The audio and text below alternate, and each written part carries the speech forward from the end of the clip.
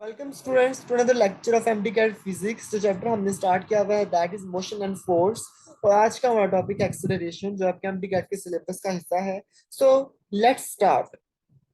जो हमारा पहला एमसीक्यू है that is in a straight line motion acceleration the body is in the direction of velocity if its velocity is. ठीक है, straight line motion में अगर acceleration of the body velocity की direction में होगी, अगर उसकी वेलोसिटी इंक्रीजिंग डिक्रीजिंग कांस्टेंट या जीरो। ठीक है, आप हमेशा याद रखें जो एक्सेलरेशन की डायरेक्शन होती है ना हमेशा डेल्टा वी के लॉन्ग होती है। डेल्टा वी क्या है? आपका चेंज इन वेलोसिटी। ठीक है ना, चेंज इन वेलोसिटी की डायरेक्शन के अंदर, यानी कि वी एफ माइनस वी आई, अगर आप इसको देखें इस डायरेक्शन में जो है ना आपके पास वेलोसिटी की डायरेक्शन होती है, एक्सेलरेशन की डायरेक्शन होती है। एक्सेलरेशन की डायरेक्शन डेल्टा वी की डायरेक्शन में होती है। ठीक है ना, जब हेड टू टेल रूल लगा के भी देखेंगे तो आपको समझ आ जाएगी कि डेल्टा वी की डायरेक्शन में एक्सेलरेशन होती है, तो आप अंदाजा लगा लेंगे कि जो एक्सेलरेशन की डायरेक्शन है वो अगर तो वेलोसिटी इंक्रीज कर रही है तो उसकी डायरेक्शन में होगी, यानी वेलोसिटी की डायरेक्शन में होगी।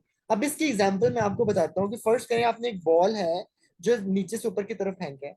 आपको पता है नीचे से ऊपर की तरफ जब बॉल फेंकते हैं तो उसकी वेलोसिटी कंटिन्यूअसली डिक्रीज करती है और एक पॉइंट पे आके वो जीरो वेलोसिटी हो जाती है। ठीक है, जहां पे जीरो वेलोसिटी होती है वहां से वो जो बॉल है वो दोबारा से नीचे की तरफ जाएगा। आपको पता है जब भी कोई बॉल है अगर वो नीचे की तरफ आ रहा है तो हमेशा उसकी जो नीचे की तरफ आने की वेलोसिटी होती है ना वो इंक्रीज होती है नीचे की तरफ आते हुए जो वेलोसिटी है। ठीक है, अब देखें इसमें डायरेक्शन क्या है वेलोसिटी की? डिक्रीजिंग। इधर वेलोसिटी क्या हो रही है? डिक्रीज हो रही है। इस तरफ वेलोसिटी क्या है? ऊपर की तरफ जब जा रही है तो वेलोसिटी क्या हो रही है? डिक्रीजिंग वेलोसिटी है। जब ऊपर से नीचे की तरफ बॉल आ रहा है तो इंक्रीजिंग वेलोसिटी है। तो क्या है? Increasing velocity. अच्छा, अब इसमें देखिए एक्सेलरेशन ड्यू टू, इसमें एक्सेलरेशन क्या होगी? एक्सेलरेशन ड्यू टू ग्रेविटी होगी। हमने हवा में उसको छोड़ा है। ठीक है, एक्सेलरेशन ड्यू टू ग्रेविटी होगी तो एक्सेलरेशन की तो डायरेक्शन हमेशा नीचे की तरफ ही है। एक्सेलरेशन की डायरेक्शन तो हमेशा नीचे की तरफ ही है। तो देखें जब वेलोसिटी डिक्रीजिंग है तो एक्सेलरेशन की डायरेक्शन वेलोसिटी से दूसरी तरफ है। जब वेलोसिटी इंक्रीजिंग है तो एक्सेलरेशन की डायरेक्शन वेलोसिटी के क्या से कहते हैं ना साथ है। ठीक है, यानी कि बेसिकली एक्सेलरेशन की डायरेक्शन डेल्टा वी की डायरेक्शन में होती है। तो इसमें हम लोग क्या करेंगे? ऑप्शन है आपका इंक्रीजिंग। अब हम लोग अपने नेक्स्ट एमसीक्यू की तरफ चलते हैं।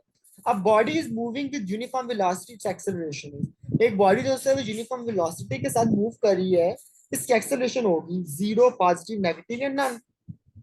None of these.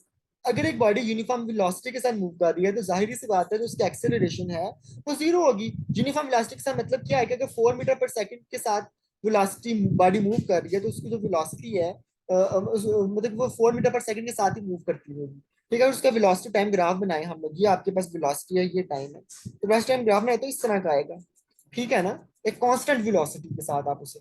ठीक है, तो जब कांस्टेंट वेलोसिटी के साथ जा रही है तो उसकी एक्सेलरेशन क्या होगी? हमारे पास जीरो होगी। क्या अब हम लोग नेक्स्ट चलते हैं। In case of uniform acceleration, अगर यूनिफॉर्म एक्सेलरेशन के केस में average velocity greater than instantaneous acceleration, sorry average acceleration greater than instantaneous acceleration, average acceleration less than instantaneous acceleration, average acceleration is equal to instantaneous acceleration, average acceleration is equal to instantaneous acceleration is equal to zero। अच्छा, अब इसमें चीज आप देखें, uniform acceleration का मतलब है कि 4 मीटर पर सेकंड स्क्वायर के साथ बॉडी मूव कर रही है तो उसी एक्सेलरेशन के साथ बॉडी जो है ना वो उसी एक्सेलरेशन के साथ वो मूव करती है, उसी एक्सेलरेशन के साथ वो रेट। ठीक है ना, तो इस केस में इसका क्या मतलब है कि आपकी जो एवरेज एक्सेलरेशन हो रहा है, इंस्टेंटेनियस एक्सेलरेशन क्या होती है? एक मतलब कि एट एनी टाइम टी जो है ना वो आपकी इंस्टेंटेनियस एक्सेलरेशन होती है।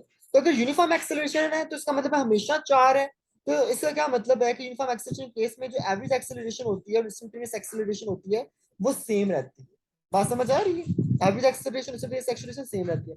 यानी ये नहीं हो सकता कि बॉडी यूनिफॉर्म एक्सेलरेशन के साथ 4 मीटर पर सेकंड स्क्वायर के साथ की यूनिफॉर्म एक्सेलरेशन से मूव कर रही है लेकिन किसी पॉइंट पे उसकी एक्सेलरेशन जो सी है वो क्या उसे कहते हैं कुछ हो जाए, किसी पॉइंट पे कुछ हो जाए, किसी पॉइंट पे कुछ हो, किसी पॉइंट पे कुछ हो। ठीक है ना, ऐसा नहीं होगा। उसकी जो इंस्टेंटेनियस एक्सेलरेशन है वही एवरेज एक्सेलरेशन है, यानी कि जो इस पॉइंट पे एक्सेलरेशन है वही पूरे इंटरवल पे भी एक्सेलरेशन है। ठीक है, तो आपकी एवरेज एक्सेलरेशन बराबर किसकी हो जाएगी? आपकी एवरेज एक्सेलरेशन इंस्टेंटेनियस एक्सेलरेशन के बराबर हो जाएगी। अब हम नेक्स्ट एमसीक्यू की तरफ चलते हैं। A car starts from rest, एक कार जो रेस्ट से स्टार्ट करती है, यूनिफॉर्म इस वेलोसिटी बिकम्स 40 मीटर पर सेकंड इन 8 सेकंड्स। रेस्ट से गाड़ी चली है, ठीक है ना, एक आपके पास गाड़ी है जो कि रेस्ट से चली है। रेस्ट का मतलब है उसकी इनिशियल वेलोसिटी जीरो है। ठीक है, अब कुछ टाइम के बाद, कुछ टाइम गुजरता है और कुछ टाइम के बाद उसकी जो एक्सेलरेशन, उसकी जो वेलोसिटी है वो कितनी हो जाती है? फाइनल वेलोसिटी कितनी हो जाती है, उसकी फाइनल वेलोसिटी हो जाती है 40 मीटर पर सेकंड, ठीक है ना, कितनी हो जाती है 40 मीटर पर सेकंड। और इस दौरान जो टाइम गुजरता है वो 8 सेकंड का टाइम गुजरने के बाद, ठीक है ना, 8 सेकंड का जो है टाइम यहाँ से लेकर यहाँ तक उसे आने में गुजरता है। तो अब आप एक्सेलरेशन निकालनी है, एक्सेलरेशन का बिल्कुल सिंपल सा formula a is equal to v f minus v i by t, ठीक है। मैग्नीट्यूड की हम जाहिर बात करें, वी एफ आपके पास 40 है, वी आई 0 है, डिवाइडेड बाई टाइम आपके पास 8 है, ठीक है। तो 40/8 आपके पास 5 आ जाएगा, 5 मीटर पर सेकंड स्क्वायर की विद एक्सेलरेशन उसकी बनती है।